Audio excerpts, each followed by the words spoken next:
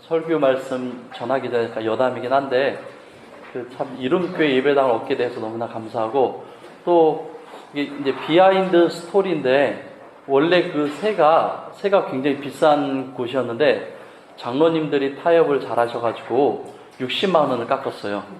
그러니까 한 달에 60만 원씩이 1년이면은 얼마죠?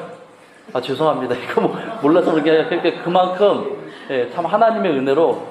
그리고 몰랐는데 한 목사님 얘기하시니까는 계획된 대로 또 된 거예요. 5월에 얻기로 했으니까 5월에 얻기로 된 것. 근데 이제 이 비하인드 스토리를 제가 묵상하면서 참 감사하다 하면서도, 어저께 이제 대신방을 안임수사님 가정을 했는데, 안임수사님 가정하면서 저는 제 모교회를 30살에 떠났어요. 신학교 가면서 제가 개척한, 어머니가 벽돌 지면서 제가 그때 말씀드린, 저도 한 2살에 아마 교회 벽돌을 날렸던 기억이 나는데, 그렇게 하면서 지었던 창신제일교회를 30살에 떠나면서 사역지를 이제 한 5-6곳을 다니다 보니까는, 떠난다는 의미가 사역자에게는 그렇게 큰 의미로 다가오질 않더라고요. 왜냐면 전도사 때 여러 군데 다니고 강도사 때, 목사 때 그러니까는. 근데 어저께 대신하면서 안일사님 말씀을 듣고, 이게 성도님들은 수십 년대 같이 계시다가 이제 헤어지니까 이게 제가 이게 공감할 수 없는, 이제 같이 누릴 수 없는 이게 감정의 깊이인가 보다 하고, 제가 그 밤에, 토요일 밤에 계속 고민하면서 어떤 감정일까 생각하다가 칼럼을 썼어요. 그래서 그 칼럼이 나름대로 여기서 이제 이렇게 이상가족 되는 분들의 심정을 제가 좀 헤아리는 그 깊이입니다. 칼럼의 내용이. 한번 보시고요. 그래도 이렇게 서로 이렇게 헤어지지만, 근데 헤어지도 헤어진 것이 아닙니다. 왜냐면 어차피 같은 공간 안에 있고 그러니까. 오늘 말씀은 여호수아 라합에 대한 이야기인데, 과거에 저는 신앙을 어떻게 받아들였냐면, 제가 창신 2동에서 태어났고, 창신도에 3동까지 있는데, 창신 2동에서 태어났고, 창신 2동이 저희 집에서 한 5분만 걸어 올라가도 낙산이라는 곳이 있어요. 노인대학에서는 가보셨는데, 낙산에 올라가면 시내 남산에서부터 보각스카이웨이 다 보여요. 그래서 지금 그때 당시엔 제가 어렸을 때는 공기가 항상 좋아가지고 항상 좋았어요. 항상 맑았는데, 제가 어렸을 때에 기분이 안 좋거나 힘들거나 어려운 일이 있으면 항상 친구 2명이나 또 저 혼자 이렇게 낙산에 올라가서, 그때 당시 이제 성터에 걸터 앉아요. 지금은 못 올라가게 하는데 성터에 앉아서 서울 시내 쪽을 바라보면서 무슨 생각을 했냐면, 제가 이제 초등학교 때나 중학교 때, 고등학교 때 그랬는데, 낙산에서 서울 시내 쪽을 바라보면 뭐가 보이냐면은, 그때 당시 제일 큰 건물이 두타 건물이었어요. 동대문의 두타 건물이 제일 큰 건물이었는데, 저녁에 이제 봄에 이렇게 다 일몰하면서 하늘이 새빨갛게 될 때에 시내를 보면은 두타 있는 그 동대문시장이 그냥 막 불야성이에요. 그런데 이제 그때 제 신앙은, 제 어렸을 때 신앙 어떤 색깔이었냐면, 그런데 그때는 그 두타가 가운데 이렇게 막 번쩍번쩍한데, 온 사방에 뭐가 있었을까요? 지금은 많이 찾아보기 힘든데, 그때는 빨간 십자가가 보였어요. 그러니까 낙산에서 앉아서 서울 시내 쪽 보면 십자가가 30개 이상이 막 이렇게, 해화동에서부터 막 십자가 한 40-50개가 넘게 보여요. 그래서 그때 어린 생각이 뭐냐면, 우리나라는 정말 하나님 축복하신 나라다라는 그 고백을 하게 됐고, 제 어렸을 때의 신앙은 빨간 십자가가 신앙이었어요. 그 십자가가, 교회는 항상 십자가가 있어야 된다고 저는 생각을 했어요. 십자가 없는 교회는 어떻게 생각했을까요? 이단이라고 생각했어요. 그러니까 교회는 항상 꼭대기에 십자가가 있어야 돼요. 근데 이번에 이름교회를 얻으면서 십자가 있을까요, 없을까요? 예, 교회 십자가 철탑을 안 세웁니다. 집주인도 참 좋아하셨어요. 감사하다고. 근데 제 어렸을 때는 제가 하나님을 바라보는 게 빨간 십자가를 통해서 바라봤고, 그 다음에 좀 더 크면서 신앙의 색깔을, 2분 제가 설교하기 때문에 저만 바라보시오. 끝나고 얘기하세요. 좀 더 제가 자라서는 신앙의 색깔이 뭐였냐면은, 예배당 안에 있는 십자가 아니면 예수님의 성화가 또 신앙의 내용이 됐어요. 그러니까는 중학생 회장을 중등부, 고등부 회장을 하면서 무슨 생각했었냐면 항상 기도할 때는 강대상에 나가서 기도해야 된다. 항상 기도할 때는 십자가 앞에서 기도하고 항상 집에서 기도할 때는 예수님의 사진 있는 곳에서 기도하고 이제 그게 나름대로 이제 제 신앙의 색깔이었던 것 같아요. 근데 그때 이제 저만이 그랬던 것이 아니라 모든 권사님들도 똑같았어요. 모든 권사님들 이제 더 이렇게 그때 당시에 그랬던 분은 손에 묵주는 아닌데 교회를 다니시는 권사님인데 묵주 비슷한 것을 이렇게 돌리시면서 기도하는 분도 계셨어요. 그리고 더 은혜로운 권사님이나 집사님은 거듭 성미돼서 자꾸 십자가를 그었어요. 그때 그랬어요. 그렇게 해서 이 쌀이 더 이게 영양가가 풍부해지고 더 은혜가 되는 쌀이 된다고. 근데 물론 그런 차원은 아니겠지만, 근데 신학교를 가고 좀 더 크고 대학교에서 고민하고 더 예수를 만나면서 그때 신앙의 색깔이 빨간 교회의 십자가, 예수님의 그림, 아니면 심지어는 그냥 이 성경 안에 있는 말씀이 되게 중요한 것이 아니라 이 성경책 자체가 누가 만약에 여기에 그냥 조금이라도 물을 흘리면은 그냥 제가 중고등부 회장 때 제 성경책이나 누구 성경책이 조금이라도 발을 밟거나 물을 흘리면은 나가라고 그랬어요. 제가 나가라고, 예배당에서 나가라고. 이제 그랬던 신앙생활을 하면서 신앙의 정체성과 신앙의 내용은 오로지 예수 그리스도만 됩니다. 그러니까 오직 예수 그리스도만 믿어야지 구원이 존재하고 오직 예수 그리스도만을 믿어야지 그 사람이 참된 신앙이라고 말할 수가 있다는 것입니다. 오늘 말씀은 그 라합에 대한 이야기인데 그 제목이 보면은 붉은 줄이에요. 근데 한번 그 성경을 찾아볼게요. 18절 한번 보세요. 오늘 본문 읽을 18절. 같이 한번 읽어보겠습니다. 시작. 우리가 이 땅에 들어올 때에 우리를 달아내린 창문에 이 붉은 줄을 메고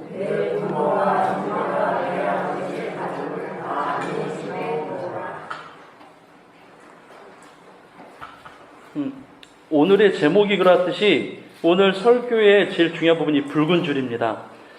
그 두 정탐꾼이 라합에게 이야기할 때 우리가 이 땅에 들어올 때에 우리를 달아내린 창문에 이 붉은 줄을 매라 이렇게 이야기합니다. 그런데 21절에 가면은 21절에 다시 한번 이 내용이 나오는데 21절도 같이 한번 읽겠습니다. 시작. 라합이 이르되 너희의 말대로 할 것이라고 그들을 보내어 가게 하고 붉은 줄을 창문에 매니라. 붉은 줄을 매게 됩니다. 그런데 이제 그 본문에 말 그대로 줄을 두 번이 등장하는데 이 붉은 줄이 18절과 21절에 나오고 15절에 보면은 라합이 그들을 그 두 정탐꾼입니다. 라합이 그들을 창문에서 줄로 달아내리니 똑같이 줄이 나옵니다. 그런데 이제 우리 한글에는 붉은 줄 똑같은 의미로 이야기를 하는데 성경의 이 그 히브리 언어로 보면 서로 다른 단어입니다.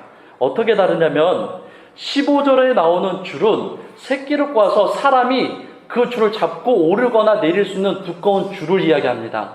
그러니까 15절에 나오는 줄의 사용도는 사람이 이용할 수 있는 줄의 의미입니다. 그리고 18절과 21절에 붉은 줄인데 이제 붉은 색깔에 있는 줄 똑같은 한글 성경으로 보면 줄인데 18절과 21절의 줄은 다른 줄입니다. 이것은 무엇이냐면 사람이 직접 그 줄을 당기거나 잡거나 이용하기 위해서가 아니라 표시로서의 줄을 의미합니다. 그러니까 서로 다르죠. 그런데 이 라합에게 있어서 붉은 줄이라는 것은 사람이 이용할 수 있는 수준의 줄이 아니라 뭔가를 표식해둔, 뭔가를 특별한 의미가 부여받은 줄이라는 것입니다. 그런데 우리가 성경을 잘 보면 알 수 있듯이 이 붉은 줄이 라합이 가진 전 재산보다도 가장 더 비싼 가치가 있는 붉은 줄인 것을 알게 됩니다. 그래서 성경을 보면서 이 라합 사건을 보면서 붉은 줄이 만약에 이 당시 때 없었다면 라합도 없다라고 그렇게 말해도 무방할 정도입니다. 그러니까 라합이라는 여인과 붉은 줄이라는 존재는 동일한 의미로 이해해도 됩니다. 그렇다면 라합에게 있어서 붉은 줄이란 어떤 의미가 있는가 보아야 됩니다. 저희가 읽지는 않았지만 그 8절부터 사실은 그 정탐꾼과 라합의 이야기가 계속 진행이 되는데 8절부터 21절까지 이야기가 진행될 때 라합 사건에 있어서 가장 그 중심에 있는 이 붉은 줄이라는 의미가, 붉은 줄이 도대체 뭐길래 이 라합에게 있어서 그렇게 중요할까라는 세 가지 의미를 말씀으로 나누고자 합니다. 첫 번째 붉은 줄이라는 것은 라합에게 있어서 이것과 동일합니다. 9절 말씀을 한번 보겠습니다. 9절 말씀 같이 읽겠습니다. 시작. 말하되 여호와께서 이 땅을 너에게 주신지를 내가 아노라. 우리가 너희를 심히 두려워하고 이 땅 주민들이 다 너희 앞에서 간담이 눕나니. 10절은 제가 읽겠습니다. 이는 너희가 애굽에서 나올 때에 여호와께서 너희 앞에 홍해물을 마르게 하신 일과 너희가 요단 저쪽에 있는 아모리 사람 두 왕 시온과 옥에게 행한 일, 곧 그들을 전멸시킨 일을 우리가 들었음이니라. 이렇게 됩니다. 저번 주에도 이야기를 나누긴 했지만 라합이란 여자가 비상식적인 여자긴 합니다. 왜냐면은 그가 단지 들은 소문 때문에 자신의 민족을 배신하고 자신의 왕을 배신한 일을 이게 계획적으로 이 라합이 하게 됩니다. 근데 일반 여자가, 남자도 동일하겠지만 그렇게 할 수 있을까? 쉽지가 않습니다. 근데 오늘 말씀에 보면은 또한 라합이 이야기할 때에 이 두 정탐꾼에게 이야기하기를 뭐라고 그러냐면 이 가나안 땅에 있는 모든 나의 여리고 왕뿐만이 아니라 나의 여리고성 시민뿐만이 아니라 이 땅에 있는 모든 가나안에 있는 족속들이 심장이 녹았다라고 이야기합니다. 이유는 두 가지입니다. 라합이 잘 보셔야 돼. 라합이 여기서 왜 자신들의 이 땅에 있는 족속들이 간담이 녹았는지, 그들의 심장이 터질 것 같았는지, 그들이 왜 두려움이 있었는지 이야기할 때에 전혀 라합은 이 장면을 본 적이 없습니다. 그러니까 왜 가나안 땅의 족속들이 그렇게 벌벌벌벌 이스라엘 백성들을 무서워했는지 10절에 딱 두 가지입니다. 애굽에서 어느 민족이 나왔는데 그 민족이 나올 때에 홍해물이 갈라져서 말랐던 이야기가 소문으로 퍼졌습니다. 이 바다에 이게 홍해가 바다예요. 그런데 어느 한 인간들이, 어느 한 부류의 부족들이나 사람들이 지나가는데 바다가 갈라진 거예요. 그러니까 이게 있을 수 있느냔 말이에요. 이게 있을 수가 없거든요. 그런데 그것뿐만이 아니라 가나안 서편에 있는 족속들이 생각할 때에 가나안 동편에 있는 그 아모리의 두 왕 시온과 옥이 어마무시한 두 왕인데도 그 두 왕이 이 이스라엘 백성들에게 격파되고 전멸되었다는 소식을 듣게 됩니다. 근데 문제는 그거예요. 라합이 이걸 봤냐? 본 적이 없어요. 본 적이 없는데 라합이 증언하기를 뭐냐면 이 두 사실을 본 적이 없는데 이 사실을 들음으로 인하여 나뿐만이 아니라 이 여리고성에 있는 모든 수천의 사람들뿐만 아니라 가나안에 있는 모든 사람들이 다 벌벌 떨고 간담이 녹았다라고 고백을 합니다.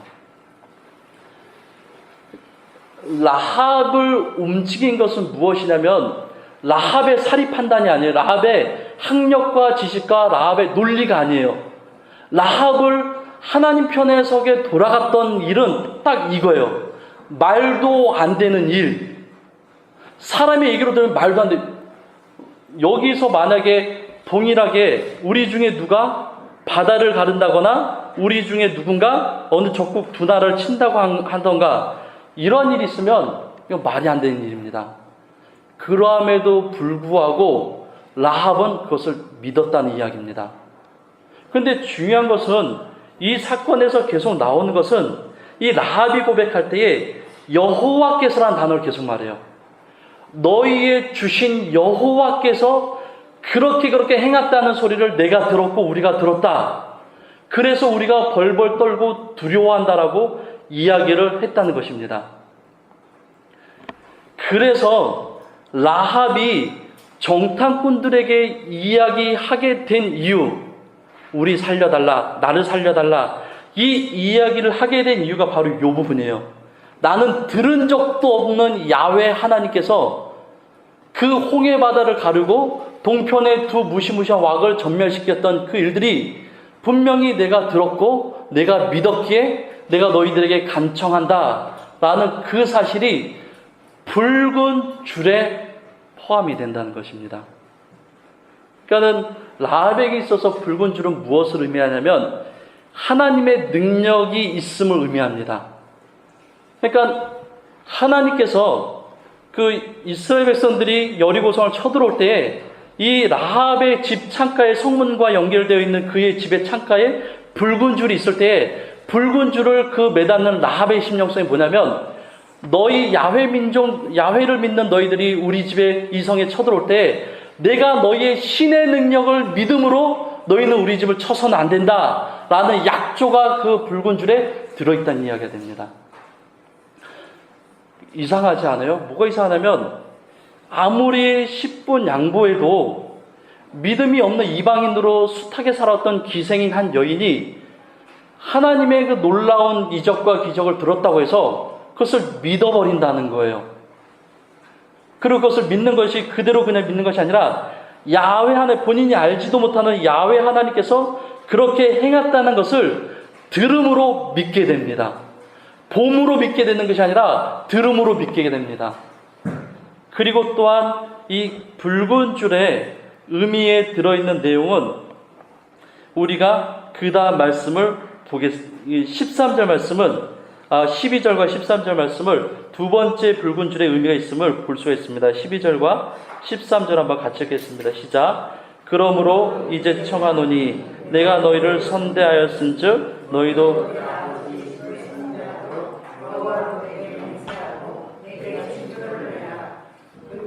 나의 부모와 나의 남녀 형제와 그들에 속한 모든 사람을 살려주어 우리의 목숨을 죽음에서 건져내라.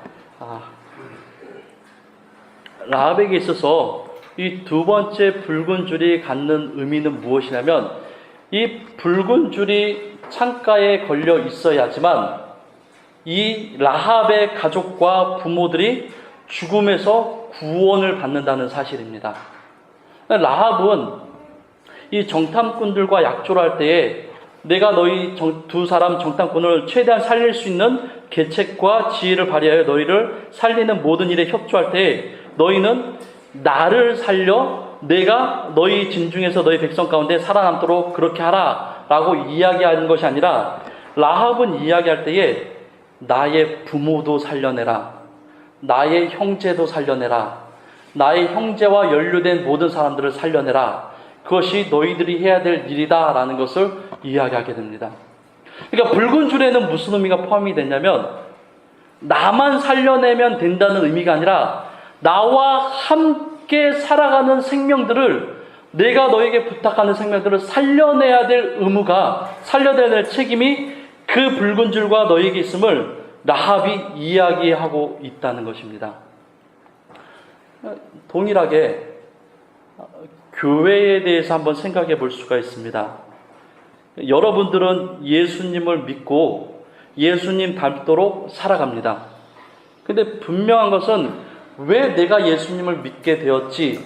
왜 내가 예수님을 닮게 살아가야 하는가? 라는 질문을 해볼 때에 성경 분명히 우리에게 답을 주는 것은 여러분들은 분명히 구원을 받아야 하는 존재이기 때문에 구원을 받았습니다. 그러니까는 이 말은 저와 여러분들이 뭔가 특별해서 아니라 그냥 하나님께서 하나님의 선하심 속에, 하나님의 계획 속에 구원하시기로 계획하고 작정하실 때에 우리는 구원 안으로 들어오게 됩니다. 그런데 구원을 하나님의 전적인 은혜로 인하여 우리가 구원을 받을 때에 우리는 그냥 구원받은 그 모습으로 그냥 살아가는 것이 아니라 구원받은 자는 예수 그리스도를 닮도록 살아간다는 것입니다. 오늘 아까 구역 나눔 때도 잠깐 이야기를 했지만 천국 가는 것과 천국을 확정 지어놓고 하나님의 나라를 상속받은 자로 살아가면서도 여전히 하나님을 믿지 못하던 그 시절의 모습을 갖고 살아가는 자가 있을 수 있다는 것입니다. 그러나 그것이 잠깐이 아니라, 그것이 약한 모습이 아니라 여전히 구원받았음에도 불구하고 여전히 예전에 예수 믿기 전의 모습대로 살아가는 모습이 있을 수 있다는 것입니다. 그러나 하나님이 원하시는 구원받은 자들에게 요구하는 수준은 그 부분까지는 아닙니다. 그러니까 그 부분에서 멈추는 것이 아니라 하나님께서 구원받은 자들에게 원하시는 신앙과 구원받은 자들의 모습의 수준은 어느 정도냐면 예수님처럼 똑같이, 예수님처럼 닮게, 예수님의 길을 가듯이 그렇게 가길 원하신다는 것입니다. 그렇다고 한다면 이렇게 말해볼 수, 오늘 본문과 관련해서 이렇게 말해볼 수가 있습니다. 여러분들이 구원받은 것과 구원받은 것으로 끝나면 되는데, 구원받은 것과 왜 예수님처럼 닮아가야 됩니까? 이 질문에 대한 답이 있어야 됩니다. 그러니까 구원받았으면 예수님 닮을 필요가 없습니다. 왜냐하면 우리가 고백하듯이 하나님이 전적으로 구원하신 자들에 대하여 한 번 구원한 자를 영원히 구원하신다면 굳이 한 번 영원히 완전히 구원받은 내용에 대하여 다시 애써서 수고하고 고달프고 괴롭고 훈련과 연단과 수많은 과정들이 인생의 수많은 과정들 속에서 왜 굳이 예수님처럼 돼야 되느냐라는 질문의 해답이 필요가 없게 됩니다. 구원만 생각하면. 근데 성경이 말하는 이 구원이라는 것이 예수님 믿었구나, 천국 갔구나라는 것을 구원이라고 이야기하는 것이 아니라 그 사람이 구원받은 자로 하나님의 백성답게 예수 그리스도를 닮아가는 정도까지 그것이 구원으로 이야기를 하기 때문에 그렇습니다. 그러니까 이렇게 이야기를 할 수가 있습니다. 여기 계신 분 중에 제가 저분은 정말 저분의 고백을 들어보면 저분은 예수님을 영접한 사람이 맞구나. 그런데 저분은 예수님을 영접한 사람이 맞는 고백을 함에도 불구하고 실제 그분의 신앙의 색깔과 그분의 삶은 전혀 그것을 증명할 수 없는 삶을 살면은 저는 뭐라고 얘기하냐면 저분은 구원받은 게 맞아 라고 저는 얘기를 안 하겠다는 겁니다. 구원받으신 게 맞습니까? 라고 저는 다시 물어본다는 것입니다. 다시 물어보게 된다는 것입니다. 왜냐하면 구원받았다는 것은 구원받음으로 인해서 끝나는 것이 아니라 구원받은 목적이 예수님을 닮아가는 삶 속에서 드러나야 된다는 것입니다. 그러니까는 무의식적으로나 의식적으로 예수님처럼 말하는 것이 예수님 닮아가는 것도 아니고 예수님처럼 선행을 베푸는 것이 예수님 닮아가는 것도 아니고 예수님처럼 좋은 성품, 예수님처럼 좋은 자리, 예수님처럼 좋은 그런 모습을 갖는 게 예수님 닮아가는 게 아니라 예수님 닮고자 하는 목적하심을 이루어야지 예수님을 닮아간다는 것입니다. 이게 뭐냐? 오늘 본문 말씀과 관련해서 볼 때에 라합은 분명히 요구합니다. 이 붉은 줄을 볼 때에 나만 너희들이 살릴 것이 아니라 나의 부모도 반드시 살려야 된다. 본 적이 없어요. 정탐꾼 2명이 라합의 부모를 본 적도 없어요. 나의 형제들을 살려야 된다. 라합의 형제들도 두 정탐꾼이 본 적이 없어요. 그러함에도 불구하고 붉은 줄이 의미하고 약속하고 표시하는 바는 라합뿐만이 아니라 라합의 가족도 살려야 된다는 것이 이 붉은 줄의 목적입니다. 그러니까 정탐꾼들과 이스라엘의 군사들은 라합만 살리는 것이 아니라 라합의 부모와 형제들과 그와 관련된 사람을 라합의 요구대로 살려내야 됩니다. 그것이 붉은 줄의 목적입니다. 그렇다면 저와 여러분들도 예수님 닮기 위해서 나는 예수님 닮기 위해서 살아갑니다. 왜 예수님 닮겠냐고요? 왜 예수님 닮고 싶냐고? 왜 예수님 닮아야 되냐고? 뭐 예수님처럼 그냥 턱에 수염 나고 싶어서 닮나요? 죄송합니다. 이건 저 농담을 하는 건데 하도 좀 오셔서 예수님을 닮는다는 것은 예수님께서 이 땅에 오신 목적을 승계받는 것입니다. 그러니까 예수님께서 이 땅에 오신 목적이 뭐냐면 죄인들을 내가 부르러 왔노라 하는 그 유일한 목적이 우리에게도 있어야 된다는 얘기예요. 그것을 이루기 위해서 예수님을 닮아가는 거예요. 생각해 보세요. 부모를 전도해야 돼요. 그런데 나는 구원받은 게 맞아요. 부모를 전도해야 되는데 부모님이 너무 짜증나요. 남편을 전도해야 돼요. 그런데 남편을 전도하는데 너무 힘들어요. 그래서 가끔가다 남편에게 마귀 새끼라고 얘기해요. 이 모든 것들이 예수님을 닮아가야 하는 일들에 반대에 서 있다는 것입니다. 왜냐하면 그분이 아무리 아름다운 향기를 가진 모습을 가졌어도 그분의 심령 가운데 예수님 닮고자 하는 목적이 내가 내 부모와 내 가족과 내게 딸린 나와 나에게 주신 자들을 내가 그들의 영혼을 주께로 인도해야 하지 않는 심령의 고백이 없다면 그분들이 도대체 예수 닮아서 뭐 하겠냐는 거예요. 하나님은 저와 여러분들 받으실 때에 구원받은 증거만으로도 예수 그리스도를 믿어서 하나님의 의를 받은 것만으로도 예수 그리스도의 의를 받은 것만으로도 우리를 구원합니다. 구원한 우리를 천국에서 막 머리 쥐어봐서 야, 너 그따위로 너 그렇게 해서 천국 가냐? 그러지 않습니다. 그럼에도 불구하고 왜 예수님 닮고자 하냐고요? 왜 예수님 닮고자 노력하고 왜 예수님처럼 친절하고 왜 예수님처럼 의롭고 왜 예수님처럼 선하고자 하냐고요? 목적은 하나입니다. 여러분들이 구원받았으면 구원받지 못한 자들에게 그들에게 구원의 도구가 되어야 하기 때문에 예수님 닮는 겁니다. 예수님 닮는 것 자체가 목적이 있지 않습니다. 예수님 닮는 것의 목적은 따로 있습니다. 그래서 라합에게 있어서 이 붉은 줄은 두 번째로 무슨 의미가 있냐면 라합을 구원하는 것뿐만 아니라 라합의 부모와 라합의 형제와 라합의 형제들과 관련있는 모든 사람을 구원해야 되는 약속의 징표입니다. 이제 제가 두 가지를 이 붉은 줄의 의미에 깃들어 있는 두 가지를 말씀드렸고 나머지 세 번째인데 세 번째를 말씀드리기 전에 우리 앞뒤 바라보시면서 우리 예수 그리스도를 붙잡읍시다. 이렇게 서로 좀 축복했으면 좋겠습니다. 우리 예수 그리스도를 붙잡읍시다. 우리 예수 그리스도를 붙잡읍시다. 제가 중간에 이렇게 서로 인사하시라는 이야기는 목적은 딱 한 가지입니다. 예, 네. 주무시다 진짜 계속 주무실까봐 집에 안 깨워드립니다. 집에 못 가십니다. 세 번째로는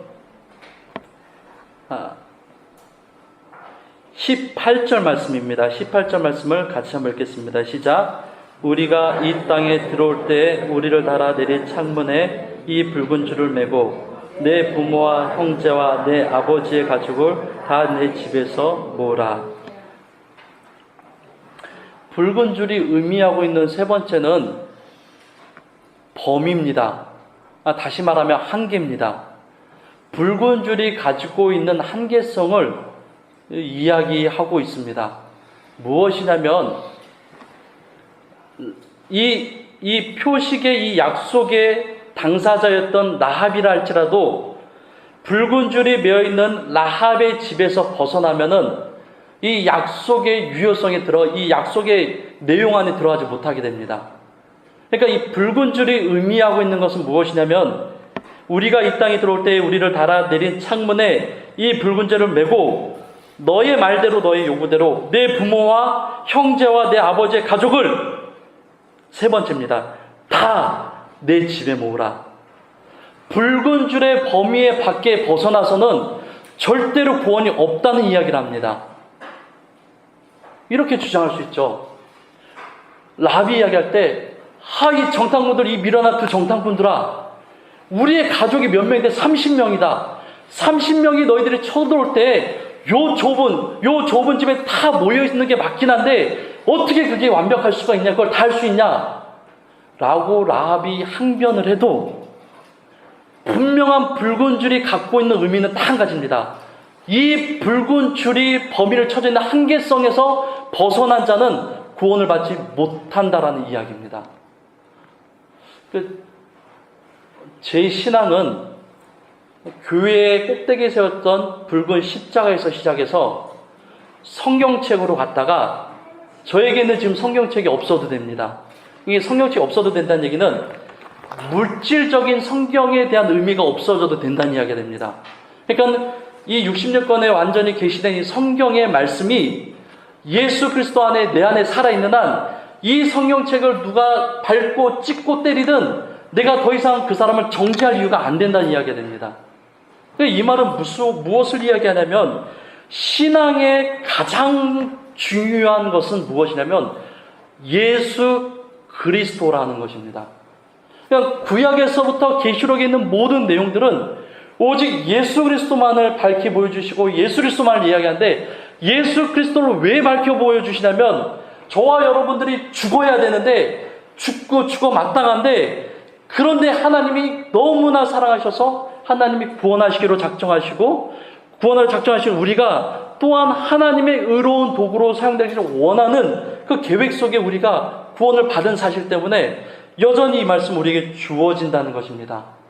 그러니까 저와 여러분들이 살아갈 때 이 세상의 모든 것들이 하등 사라질지라도 붙잡아야 될 것은 예수 그리스도입니다. 라합에게 있어서 이 붉은 줄은 하나님의 전능하신 능력을 나타냅니다. 그러니까 라합이 굴복을 했고, 라합이 순종을 했고, 라합이 자신의 생명을 이 붉은 줄에 내어드린 것이 됩니다. 또한 라합이 승복한 것은 무엇이냐면, 라합은 자신의 생명뿐만이 아니라 그가 사랑하는 자들의 생명까지도 이 붉은 줄 안에 들어오게 만듭니다. 그것을 들어오게 본인이 만든 것은 아니지만 약조함으로 인하여 하나님의 군대가, 하나님의 백성이, 결국 하나님의 능력이 자신의 부모와 형제들까지도 살림을 받도록 허락하도록 요구하고 있다는 것입니다. 그런데 세 번째로는 말씀드렸듯이 이 붉은 줄의 내용은 딱 한 가지입니다. 붉은 줄이 원하는 안에 들어와야 되는 겁니다. 예수 그리스도를 믿고 구원받는다는 것도 동일합니다. 저는 지금도 어저께도 설교 준비하다가 피교회, 하나님의 피교회라는 그 영상을 본 적이 어저께 보았는데, 뭐 영상을 보니까 뭐 예수 피피피 이러면서 뭐 그런 마귀를 물리치고 그런 것들 보는데, 사역지를 여러 군데를 다니면서 여전히 그렇게 외쳐도 우리 심령 가운데 벗겨지지 않는 무서움 중에 하나가, 예수 믿는 사람은 절대로 사단 마귀에게 조종당하지 않습니다. 그러니까 절대로 예수 그리스도를 믿음으로 성령 하나님이 내주하시는 사람은 절대로 귀신이 그 심령을 장악하는 일이고 그 심령을 주장하는 일이 절대로 불가능합니다. 신분이 변했다는 것은, 예수 그리스도를 믿음으로 인하여 신분이 변했다는 것은 그 사람의 본질이 변했다는 이야기가 됩니다.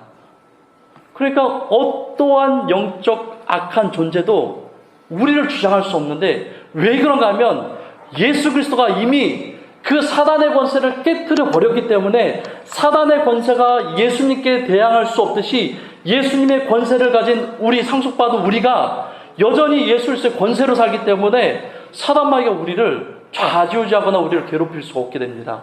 물론 우리 욕심과 죄성 때문에 넘어지긴 하지만, 라합에게 있어서 동일하게 붉은 줄은 우리에게도 그 얘기를 합니다. 여러분들은 여러분들의 능력으로 삽니까? 아니면 라합처럼 정말 다 포기하고 이 백성이, 이 이스라엘 백성들이 언제 올지도 모르는 약조를 하고 떠납니다. 성경에 보면 우리가 언제 오겠다는 약조를 한 적이 없어요. 그러함에도 라합은 또 이 정탐꾼 중에 한 명을 볼모로 잡고, 야, 너희들 말을 어떻게 믿냐? 붉은 줄을 매겠지만 너희들 거짓말하면 어떻게 되냐? 한 명 남겨놓고 너만 가. 아니면 내가 다 고발해서 다 죽일 거야. 할 수 있는 상황임에도 불구하고 라합은 그냥 그들이 하나님의 진중에서 나온 하나님의 군사들인 것을 알고 그들의 말을 믿고 곧 하나님을 믿고 그들을 내어 보내주고, 하나님의 권세에 라합은 모든 것을 다 내려놓게 됩니다. 동일하게 저와 여러분들에게 묻는 거예요. 뭐냐면, 여러분들의 힘과 여러분들의 권세와 여러분 능력과 여러분들의 그 모든 것들을 하나님 앞에서 이 붉은 줄이 의미하듯이 그냥 그 붉은 줄이 만약에 바람에 날려가거나 만약에 짐승이 뜯어가거나 그러면은 그냥 라합의 가족은 죽는 거예요. 이 붉은 줄이 존재해야지만 살아남는 거예요. 유일한 희망이 붉은 줄이에요. 그럼에도 불구하고 라합은 자신의 생명과 가족의 생명을 여기다 겁니다. 왜냐? 하나님, 야훼 하나님의 능력의 백성들이 약속했고 그것이 이 붉은 줄을 의미하는 바이기 때문에 그렇습니다.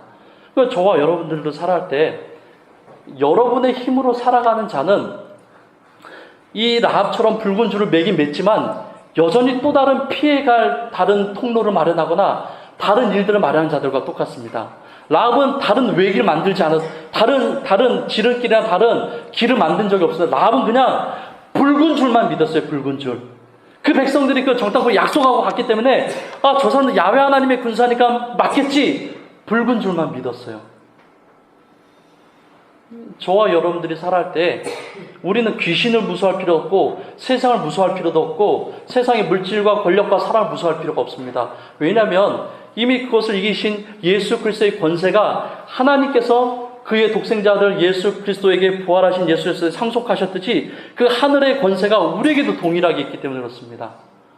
동일하게 우리에게 또한 라합이 보여주고 라합이 이야기하는 것은 무엇이냐면 여러분들만 구원받을 대상이 아니라는 것입니다. 여러분들의 가족은 구원받지 못하면 이것은 신학적이지도 않지만 또 신앙적인 길에서도 사실은 너무 벗어난 말일 수도 있지만 그러나 본문을 이해하고 본문을 적용할 때에 이렇게 말씀드릴 수 있습니다. 여러분들은 구원받았고 여러분들은 예수님 믿었는데 여러분들의 부모와 여러분들의 자녀와 여러분들의 사랑자가 구원받지 못했다면 여러분들 책임입니다. 여러분들이 그렇게 만든 거예요. 근데 앞서 말했듯이 이거는 틀린 말일 수도 있습니다. 왜냐하면 구원은 우리의 소관이 아니기 때문에 우리는 전할 뿐이지, 그럼에도 불구하고 제가 이렇게 도를 넘어서 말씀드린 것은 여전히 세상을 살 때 저도 그렇지만 여러분들도 전도하기 싫어합니다. 여러분들도 그렇지만 예수 그리스도 전하기 싫어합니다. 전에도 나는 이미 구원받았고 전에도 안 되고 전에도 특별한 결과물도 없고 영혼을 구하는 일에 관심이 없습니다. 그런데 보세요. 누구 한 명을 지칭해서 이야기하는 것이 아니라 연약한 자의 손에 이끌려 온 자들이 그들이 예배 드릴 때에 하나님이 그 연약한 자들, 교회에 들어오기 힘든 자들이 교회 안에 들어왔을 때에 하나님께서 받으신 영광이 얼마나 클지를 생각해 보셔야 됩니다. 물론 하나님은 우리도 사랑하시고 저도 여러분들 사랑하지만 여러분들이 지옥을 향하여 불길같이 달려가는 자들을 끌어다가 이 자리에 어떻게 해서든지 앉히고 그들과 함께 계속 천국에서 살아내기 위해서 애쓰는 그 현장이 예배드리는 장소라면 과연 하나님은 영광을 얼마나 받으시겠습니까? 그러므로 저와 여러분들은 라합의 이 사건을 통해서 우리의 살아가는 목적은 딱 한 가지입니다. 내가 하나님 백성 되었다면 내 사랑하는 자들도 하나님 백성 만들어야 됩니다. 마지막으로 라합에게 요구한 정탐꾼들의 세 번째 이야기는 절대로 붉은 줄 밖으로 벗어나지 말라고 이야기했습니다. 동일하게 저도 여러분들에게 이렇게 말씀드립니다. 예수 그리스도 밖으로 가지 마십시오. 예수 그리스도 밖으로 가면 절대 구원 없습니다. 어떤 사람들은 말합니다. 예수 그리스도 믿어도 구원받고 예수 그리스도 아닌 다른 어떤 특별한 신적인 존재와 다른 고행과 선행과 다른 예수 그리스도의 가치 형량 비교할 수 있을 만한 수많은 것들을 축적하고 그것을 모은다면 가능하다라고 이야기하는 사람들이 있습니다. 절대로 불가능하고 거짓말입니다. 예수 그리스도 외에는 절대로 구원의 길이 없습니다. 예수 그리스도를 조금이라도 벗어나면은 그래도 구원이 있겠지. 하나님은 사랑이니까. 마치 예전에 과거의 어떤 종교인들처럼 하나님은 사랑이니까 지옥에 있는 자들도 나중에는 다 구원해 주실 거야. 절대 그렇지 않습니다. 예수 안 믿으면 다 지옥입니다. 오직 예수 그리스도만이 구원의 비밀이고 구원의 통로입니다.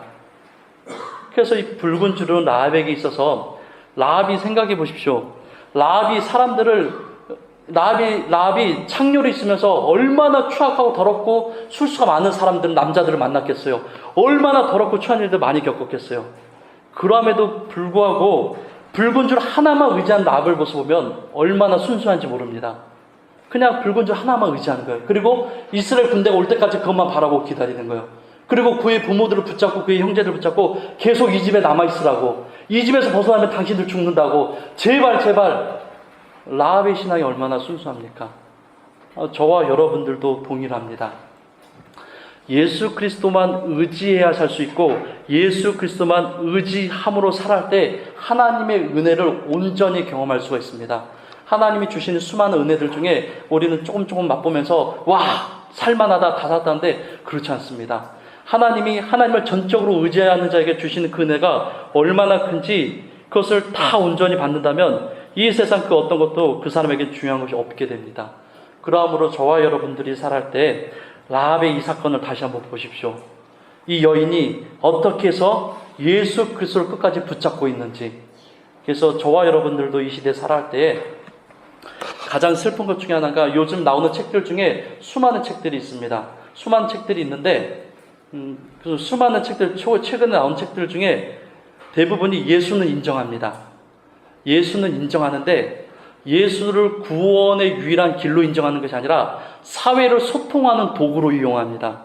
그러니까 그리스도인들도 그냥 구원 그렇게 얘기하지 말고 사회와 좀 소통하고 사회와 좀 어떻게 해도 나란히 하고 사회에서도 좀 뭐든가 일하고 예수 그리스도도 사실 그렇게 온 거 아니냐 그렇게 얘기했는데 아닙니다. 그거는 속임수입니다. 예수 그리스도의 목적은 하나입니다. 구원인데 예수 그리스도의 구원의 방법이 지금 저와 여러분들의 완악하고 고집세고 무지하고 무식한 방법이 아니라 예수 그리스도의 그 구원의 방법은 그의 심령과 그의 전삶과 생애를 녹이는 방법이기 때문에 그것이 사회에서 그 많은 학자들과 많은 사람들 볼 때는 그래 지금의 그리스도인들처럼 예수 그리스도를 돼야 돼. 구원의 길뿐만이 아니라 그냥 살아가는 사회인으로서 닮아가야 된다 이해하는데 그렇지 않습니다. 저와 여러분들 분명합니다. 예수 그리스도만을 붙잡아야 되고 예수 그리스도만을 붙잡을 때에 우리는 예수 그리스도 닮아가야 됩니다. 그것은 분명하고 저와 여러분들이 또 한 주 살아가실 때에 아까도 말씀드렸지만 자꾸 마음이 변화됩니다. 나 교회 다녀 예수님 믿어.